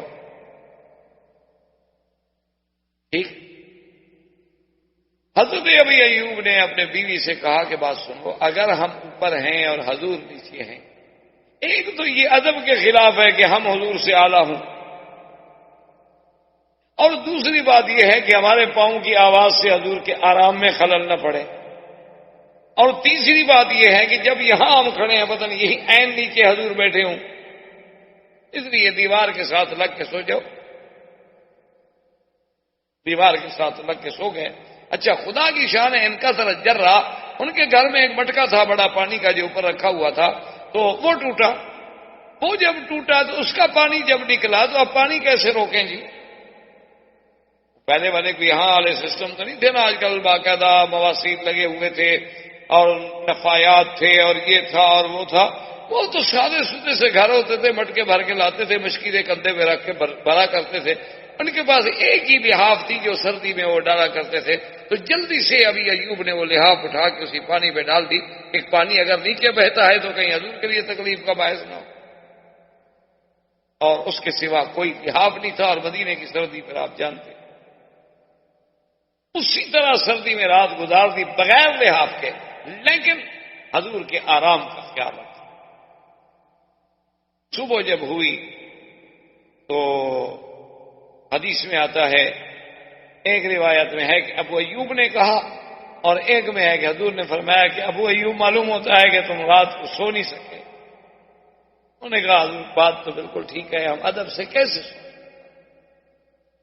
آپ مہربانی فرمائیں آپ اوپر منتقل ہو جائیں اور ہمیں جو ہے مہربانی فرما کے نیچے رہنے دیں. وہ آنے جانے والی تکلیف تو برداشت ہو سکتی ہے لیکن ہم یہ کیسے برداشت کریں کہ ہم یہ کون اعلیٰ اعلیٰ رسول اللہ ہم آپ سے اوپر رہیں. یہ عشق کی بات ہوتی ہے یہ محبت و ادب کی بات ہے اور صحابہ میں جتنی ادب تھا اس کا تو سوچا بھی نہیں جا سکتا. اسی لیے ایک صحابی فرماتے ہیں کہ میں نے ایک شخص سے پوچھا کہ حل انت اکبر ام رسول اللہ کہ بھئی تم بڑے ہو یا حضور. کیا پوچھ لیا جاتا ہے ایک سوال ہوتا ہے عمر میں یعنی آپ عمر میں بڑے ہیں یا حضور صلی اللہ علیہ وسلم پر زیادہ ہے. اب اس میں پوچھنے والے کے دماغ میں یہ قطعاً تصور ہی نہیں ہو سکتا کہ نعوذ باللہ وہ کوئی شان میں تقابل کرائے. کون نبی کے شان کا مقابلہ کرے. وہ جانتا ہے کہ اللہ کے نبی کی شان کا مقابلہ وہ تو صرف یہ پوچھ رہا ہے باعتبار سن باعتبار عمر کے کہ بھئی تم عمر میں بڑے ہو یا حضور پاک بڑے ہیں. دیکھیں ادب کا تقاضا کتنا پیارا جواب دیتا ہے. اس نے کہا ورسول اللہ اکبر وَأَنَا أَقْدَمُ مِنْهُ مِيلَادًا کہ بڑے تو میرے حضور ہیں لیکن پیدا میں ان سے پہلے ہوا. اندازہ کریں اس شخص نے یہ لفظ بھی گوارا نہیں کیا کہ یہ کہہ دے کہ میں بڑا ہوں. آج تو ادب سے ہم محروم ہو گئے ہیں نا. آج تو لوگ نبی کا نام ایسے لیتے ہیں جیسے کو اپنے رشتے دار کا نام لے رہے ہیں. اتنی گستاخی اتنی بے ادبی کہ اور عاشقوں کا یہ عالم تھا کہ اگر ہزار بار بشویم دہن بمشک گلاب ہنوز نام تو گفتن کمال بے ادبیست. مولانا جامی کہتا ہے یا رسول اللہ 1000 دفعہ اگر میں اپنے اس منہ کو عرق گلاب سے دھو کے تمہارا نام لوں پھر بھی ڈر لگتا ہے کہیں بے ادبی نہ ہو جائے میری گندی زبان سے. نام محمد مصطفیٰ کیسے لوں. یہ عشق کی بات تھی. ورنہ نام تو لیتے تھے صحابہ بھی پڑھتے تھے. یہ مقام عشق تھا یہ مقام ادب تھا یہ مقام محبت تھا کہ حضور صلی اللہ علیہ وسلم کے اوپر ہم کیسے رہیں بھی، حالانکہ حکم تو حضور کا تھا، آپ نے فرمایا کہ اوپر چلے جاؤ. تو حضور صلی اللہ علیہ وسلم نے مسجد نبوی میں یہ سب سے یعنی پہلی مسجد قباء، اور اس کے بعد جو مسجد ہے وہ مسجد نبی ہے، مسجد رسول اللہ صلی اللہ علیہ وسلم. اور وہ مسجد بھی کیا تھی؟ کچی اور کچی اینٹیں. حتیٰ کہ ایک حدیث میں آتا ہے کہ سب صحابہ جب اٹھا رہے تھے تو ایک ایک لبنہ، اما عمار فانہ یحمل لبنتین، کہ حضرت عمار جو تھے وہ دو دو اینٹیں اٹھا. جب حضور نے دیکھا نا ان کی اینٹیں تو آپ نے فرمایا عمار، آپ نے دعا دی کہ بارک اللہ لکا، اور اس کے بعد کہا عمار لیکن بات یہ ہے عمار تقتلہ فئۃ الباغی، تمہیں ایک باغی جماعت قتل. یعنی ایک طرف اتنی بڑی خبر ہے، ایک طرف دعا بھی. اور علماء نے کہا اسی میں یہ بھی دعا تھی نا، حضور اس کی شہادت کی خبر دے رہے ہیں کہ اور شہادت کا مرتبہ وہ کتنا عظیم مرتبہ. اور دوسرا حضور یہ بھی بتلا رہے تھے کہ تم علامت و حق کو باطل کی، کہ تمہارے قتل کرنے والے باغی ہوں گے اور تمہاری اعانت کرنے والے حق پہ ہوں گے. کہ تم جیسے آج اللہ کے گھر بنانے میں اتنے ذوق شوق سے لگے ہوئے ہو نا، اسی طرح اللہ تمہیں علامت بنا دیں گے، الفارق بین الحق والباطل. تو حضور صلی اللہ علیہ وسلم کی مسجد، اور اس کے ستون کیا تھے؟ کھجور. چھت کیا تھی؟ کھجور کی چھڑیاں. اور ممبر کیا تھا؟ ایک جذع و نخل، کھجور کا ایک تنا، ایک کھجور کا تنا جو ہے وہ ممبر بنا دیا گیا. اور حضور اسی کے ساتھ مل کر اپنی پشت مبارک لگا کے خطبہ پڑھتے تھے. یہ ممبر تھا، بیٹھنے کی تو جگہ نہیں، بس کھڑے، بیٹھنے کے لیے تو کوئی جگہ نہیں. حتیٰ کہ وہ حدیث مبارک میں صحیح واقعہ ہے کہ ایک عورت آئی، اس نے کہا کہ یا رسول اللہ انا اندی نجارن، میرے پاس میرا خادم جو ہے وہ درخان کا کام کرتا ہے، اگر اجازت دو تو آپ کے لیے ہم ممبر بنا دیں، کیونکہ آپ کھڑے کھڑے خطبہ پڑھتے ہیں، کچھ تو استراحت ہو، اس کے بعد چلو آدمی بیٹھ سکے. تو آپ نے اجازت دے دی. تو سب سے پہلے ممبر حضور کے لیے بنایا گیا، تو اس عورت نے بنایا، وہ لکڑی کا تھا، اس کے 3 درجات. ویسے خیر الحمدللہ یہ سنت تو ابھی تک ہمارے ہاں باقی ہے، ہر مسجد میں انڈو پاک میں ممبر بنائے جاتے ہیں، اور ماشاءاللہ آسا بھی رکھتے ہیں. اور بعض مسجدوں میں دیکھو تو آسا بڑا ہے، مولوی چھوٹا، عمل ہے نا جی. اور آسا اتنا رنگین، اتنا خوبصورت کہ مولوی صاحب صرف آسا ہی دیکھتا رہے، خطبہ ہی اس کو بھول جائے. میں نے تو ایسے ایسے آسے دیکھے ہیں مساجد میں جہاں میں گیا ہوں. ماشاءاللہ ان سنتوں کا بڑا خیال ہے لوگوں، لیکن حضور کے دندان شہید کرنے والی سنت وہ یار دعا اس کے لیے. بھئی حضور نے جہاد بھی فرمایا تھا، پیٹ پہ 2 پتھر بھی باندھے تھے، آپ نے فاقہ بھی برداشت کیا تھا، آپ نے ہجرت بھی کی تھی، غاروں میں بھی چھپے تھے، وہ سننا بس یہ دعا، اس کے لیے دعا. صرف حضور صلی اللہ علیہ وسلم کی سنت مبارک آسا تھا، پگڑی تھی، حلوہ مبارک پسند تھا، گوشت کی چوڑیاں پسند تھی. یہ ماشاءاللہ سب کو حدیث ازبر یاد ہے. بما سند، بما متن، بما روات، بما احوال اسماء الرجال. یہ تو قیامت آئے گی تو مولویوں کا فیصلہ بھی ہو جائے گا، پیروں کا بھی ہو جائے گا. آئے گا وقت، ایک دن انصاف کا تو آنا ہے نا. یہ تو نہیں ہونا نا کہ اسی طرح دنیا چلتی رہے. اسی لیے تو خدا کہتے ہیں افنجعل المسلمین کالمجرمین، کیا ہم مسلمان اور مجرم دونوں کو برابر کر دیں گے؟ ام نجعل الذین آمنوا وعملوا الصالحات کالمفسدین فی الارض. اللہ نے فرمایا ایمان لانے والے، اعمال صالحہ کرنے والے، فساد مچانے والے، کیا ہم ان دونوں کو برابر کر دیں گے قیامت میں؟ ام نجعل المتقین کالفجار، کہ ہم متقی اور فاجر کو برابر کر دیں گے؟ حق کے لیے مرنے والوں کو، حق کے لیے قربانیاں دینے والوں کو، اور اللہ کے نبی کے نام پہ دھوکہ دے کے حلوہ کھانے والے قیامت میں کو برابر ہو جائے گے؟ تو بات ہے، یہ اللہ کا عدل ہے، وہاں تو انصاف ہوگا. حضور صلی اللہ علیہ وآلہ آلہ وسلم نے قبول فرما لیا۔ صحابی کہتے ہیں کہ حضور جب آئے خطبہ دینے کے لیے تو اس درخت کے قریب نہ گئے، اس نئے ممبر پہ بیٹھے۔ اس کے بعد کہتے ہیں کہ ہم نے کیا دیکھا کہ فسمعنا صوت البکاء کحنین الناقہ، ایسے جیسے اونٹنی اپنے بچے کے لیے چیختی ہے نا، آوازیں آتی ہیں، ایسے اندر رونے کی اس درخت سے، خشک درخت کے تنے سے آواز آ رہی ہے۔ فنزل رسول اللہ صلی اللہ علیہ وسلم المنبر، حضور ممبر سے اترے، فضمها، آپ نے اس کو سینے سے لگا لیا۔ صحابہ کہتے ہیں ہم نے دیکھا کہ جیسے بچے کو چپ کراؤ نا، ماں باپ بچے کہتے ہیں چپ کرو چپ کرو، تو بچہ روتا روتا ایسا ایسا چپ کرتا ہے، تو وہ درخت بھی اسی طرح آہستہ آہستہ آہستہ آہستہ چپ کرتا گیا، حتیٰ سکنا، حتیٰ کہ سکون آ گیا۔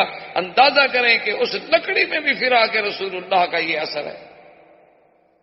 ہمیں بھی کبھی رونا آیا ہے حضور کے فراق پر؟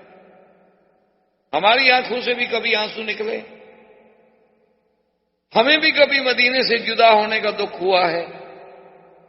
ہمیں بھی کبھی حضور صلی اللہ علیہ وسلم کی سیرت کا کوئی پہلو یاد آیا ہو، کوئی سنت کا پہلو یاد آیا ہو، اور اس پہ ہم نے بھی آنسو بہائے ہوں کہ ہائے کاش ہمیں یہ سعادت نہ مل سکی؟ حضور صلی اللہ علیہ وسلم کے لیے تو پتھر تھے، جمادات تھے، نباتات تھے، ہر بات میں یعنی اللہ نے جب تمییز پیدا کی اور جب اس میں شعور و ادراک پیدا کیا تو اس کو بھی حضور صلی اللہ علیہ وسلم کی قدر و منزلت کا پتہ چلا۔ تو حضور صلی اللہ علیہ وسلم ہجرت کے بعد مدینہ منورہ میں پہنچے، اور مدینہ منورہ میں مسجد کے قیام کے بعد پھر حضور نے احکامات جاری فرمانے شروع فرمائے۔ وما علینا الا البلاغ وآخر دعوانا ان الحمد للہ رب العالمین، والسلام علیکم ورحمۃ اللہ وبرکاتہ۔ برادران اسلام، واجب الاحترام بزرگوں، بھائیوں، ساتھیوں، ہم نے اپنے سلسلہ درس میں جیسے آپ کو معلوم ہے کہ سیرت نبی عربی صلی اللہ علیہ وسلم کا سلسلہ شروع کیا ہے۔ الحمدللہ اللہ کی توفیق سے اور اس کے رحم و کرم سے، عنایت سے، ہم نے سیرت مبارک کی ابتدا سے لے کر تقریباً حضور صلی اللہ علیہ وسلم کا ہجرت کا فرمانا، سرزمین مکہ مکرمہ سے ہجرت اور مدینہ منورہ کے ورود تک کا بیان تقریباً اختصار سے ہم کر چکے۔ سرکار دو عالم صلی اللہ علیہ وسلم جب مدینہ منورہ میں پہنچ گئے تو میرے مدنی کی زندگی، مدنی زندگی، اسلام کی رفعت، سربلندی، اسلام کی عظمت، تکمیل، یعنی جس دین کی ابتدا مکے سے ہوئی تھی اس کی تکمیل مدینہ میں۔ مکی زندگی میں جو حضور کا پاک صلی اللہ علیہ وسلم کے 13 سال گزرے ہیں، اس 13 سالہ دور میں کوئی احکام، کوئی شریعت کے بارے میں اوامر، نواہی، احکام، حدود یا آسان مسائل سمجھ لیں، نماز، روزہ، حج، زکوٰۃ، یہ کوئی حکم نہیں اترا۔ 13 سالہ زندگی جو ہے وہ صرف دعوت کی اور اثبات دعوت کی، جو مسائل مہمہ تھے، اللہ کی توحید، نبوت و رسالت اور اثبات قیامت، بس ان 3 مسائل پر میرے آقا نے 13 سال اپنی زندگی کے صرف فرمائے۔ کیونکہ یہ قاعدہ ہوتا ہے کہ جب کوئی دائی کسی دعوت کو لے کر آتا ہے تو سب سے پہلے تو وہ قوم کے سامنے اپنا دعویٰ رکھتا ہے نا کہ میرا مدعا کیا ہے، میں کیا کہتا ہوں، میں کیا چاہتا ہوں۔ اور پھر لازمی بات ہے کہ جب کوئی دعوت آتی ہے تو اس کی موافقت بھی ہوتی ہے، مخالفت بھی ہوتی ہے، پھر ان مخالفت کا دلائل کے ساتھ رد کیا جاتا ہے۔ تو بے عین ہی اسی طرح اللہ نے اپنے نبی پاک پہ جب قرآن نازل کیا، حکم دیا جی آپ ان کو انذار فرمائیں، ڈرائیں، لیکن ہر چیز برداشت، صبر کے ساتھ۔ اور آج بھی کسی ملک میں کسی دنیا کے اسلامی ملکوں میں یاد رکھیں، کوئی تحریک، کوئی جماعت، کوئی نظم کبھی کامیاب نہیں ہو سکتا جب تک کہ وہ پھر اسی منہاج نبوت پر حضور صلی اللہ علیہ وسلم کے طریقے کے مطابق نہ چلے۔ اسلام کا اصول ہے، اسلام کا انقلاب کوئی انقلاب فرانس نہیں ہے، اسلام کا انقلاب کوئی انقلاب روس نہیں ہے، اسلام کا انقلاب کوئی جزوی انقلاب نہیں ہے کہ چلو معاشی مسئلے میں ایک انقلاب برپا کر دیا بس، اس کے بعد تو ان کے پلے میں کچھ نہیں۔ اسلام تو ایک ایسا جامع کامل معنی مکمل مذہب ہے کہ وہ تمام سراپا چیزوں پہ انقلاب لاتا ہے، کہ عقیدے میں انقلاب، عمل میں انقلاب، شکل میں انقلاب، اقتصادیات میں انقلاب، نظم حکومت میں انقلاب، یعنی پورے نظام، پورے ڈھانچے کو بدل دیتا ہے۔ یہ نہیں ہوتا کہ آدھا اس کو بھی چلنے دو، آدھا اس کو بھی چلنے دو، نہ، اسلام ایک کامل چیز۔ تو آج بھی اگر دنیا میں کہیں کوئی فکری، کوئی تحریک، کوئی جماعت کامیابی سے ہمکنار تب ہو سکتی ہے کہ وہ حضور کی سیرت کو اپنائے، حضور صلی اللہ علیہ وسلم کی طرح اپنی دعوت کو لے کے اٹھے، اور دعوت کے راستے میں جتنی تکلیفیں آئیں اس پہ صبر کرے، اور اس صبر کے بعد جب وہ دعوت پھیلتی ہے تو اس سے پھر خود بخود ایک جماعت وجود میں آتی ہے۔ جیسے کہ کسی نے کہا تھا نا کہ میں اکیلا چلا تھا جانب منزل، مگر لوگ یوں ملتے گئے اور کارواں بنتا۔ اب میرے مدنی پاک بھی تو اکیلے، یعنی زمانے ہجرت میں نظر ڈالیں تو حضور کے ساتھ تو ماسوائے سیدنا ابو بکر کے اور آدمی نہیں، تیسرا تو راستہ دکھانے والا ہے۔ یعنی اندازہ کریں کہ ایک اللہ کا نبی ہے اور ایک صدیق ہے، اور مکہ سے مدینہ منورہ اور حبشہ دونوں کو ملا کے بھی 83 آدمی، یہ کل سرمایہ ہے رسول کہ 83 افراد کی ایک جماعت کو لے کے آپ مدینے پہنچے ہیں۔ لیکن وہ 83 کے 83 افراد جو تھے وہ کندن تھے، وہ 83 کے 83 افراد جو تھے وہ ظلم کی کٹھالیوں سے گزر چکے تھے، اب خالص سونا تھے، اب ان میں کوئی کھوٹ ووٹ نہیں تھا۔ تو اب اصل میں جو مکی زندگی ہے وہ ہے زندگی اسلام کی، جس سے اسلام کو تابانی ملی، اسلام کو عزت ملی، اسلام کو عظمت ملی، اسلام کو غلبہ ملا۔ اسی لیے امام مالک رحمۃ اللہ علیہ جمہور ائمہ کے خلاف ہیں، وہ کہتے ہیں کہ ساری دنیا میں مدینہ منورہ جو ہے سب سے افضل۔ حالانکہ جمہور کا مسلک یہ ہے، جمہور سے مراد ہوتا ہے کہ جس طرف صحابہ زیادہ ہوں، مثلا 2 صحابی ایک طرف ہیں، 10 صحابہ ایک طرف ہیں، صاف بات ہے کہ جمہور سے مراد 10 صحابہ ہیں۔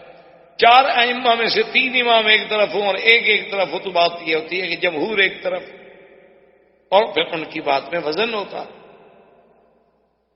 تو اب جمہور کا مسلک تو یہ ہے، امام ابو حنیفہ رحمۃ اللہ علیہ، امام شافعی، امام مالک رحمۃ اللہ علیہ، امام احمد بن حنبل رحمۃ اللہ علیہ، اجمعین کے مکہ افضل ہے، لیکن امام مالک رحمۃ اللہ علیہ فرماتے ہیں کہ نہیں، مدینہ افضل۔ اس کی وجہ کیا تھی؟ وہ کہتے ہیں کہ تمام دنیا کے شہر جو ہیں وہ تلوار سے قابو آتے ہیں، تلوار سے فتح ہوتے ہیں، ایک مدینہ ہے جو صرف اسلام سے فتح۔ تو اب سیدنا محمد رسول اللہ صلی اللہ علیہ وسلم جب مدینے میں تشریف لے گئے تو جس جگہ پر آپ کی اونٹنی مبارک بیٹھی تھی وہ ایک خالی چٹیل سی جگہ تھی، میدان۔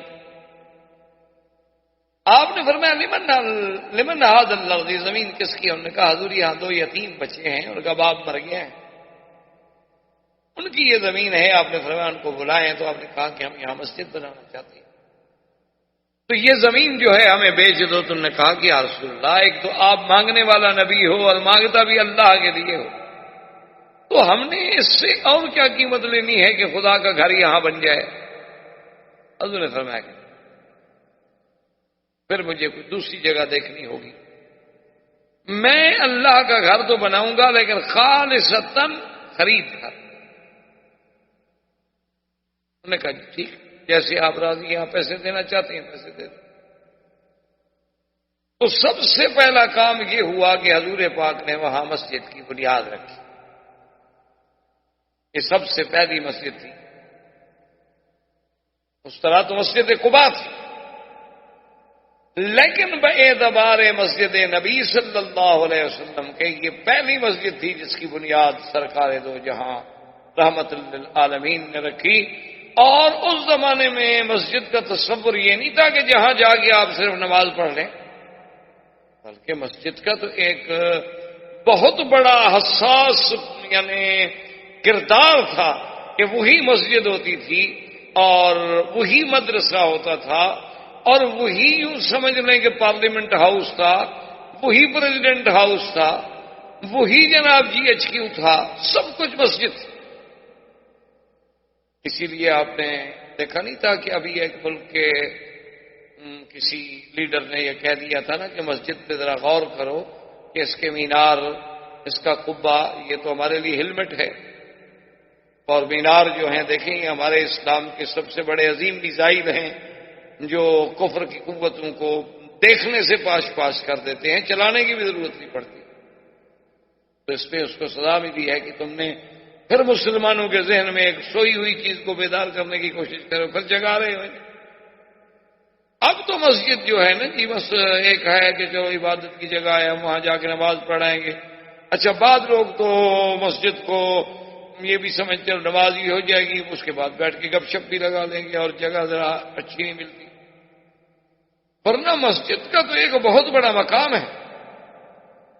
صحیح حدیث مبارک ہے، حضور پاک صلی اللہ علیہ وسلم نے فرمایا کہ زمین والے لوگ جس طرح یوں دیکھتے ہیں آسمان کے کواکب کی طرح، اسی طرح اللہ کے فرشتے جو آسمانوں پہ ہیں ان کو مسجد ایسے نظر آتی ہے جیسے تارے زمین پہ چمک رہے ہیں، ان کو بھی مسجدیں نظر آتی ہیں۔